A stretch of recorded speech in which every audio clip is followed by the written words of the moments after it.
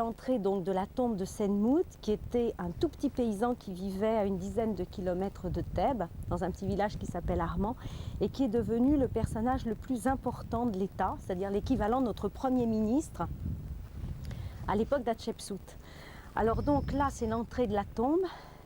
L'idée, c'est évidemment de la restaurer pour qu'elle soit accessible au public, donc de refaire les marches. On a un premier couloir qui descend en pente très très raide, qui arrive vers une première chambre funéraire. Il y a 3 chambres funéraires à l'intérieur de cette tombe, qui est longue de 60 mètres.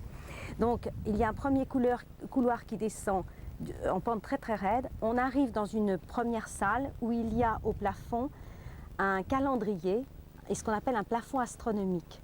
C'est le plus vieux calendrier égyptien que l'on ait retrouvé, qui date du XVe siècle avant Jésus-Christ.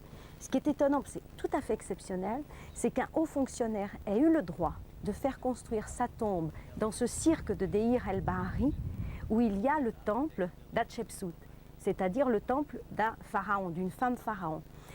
Alors, ce qui explique d'ailleurs la complicité qu'il devait y avoir entre Hatchepsout et Senmout.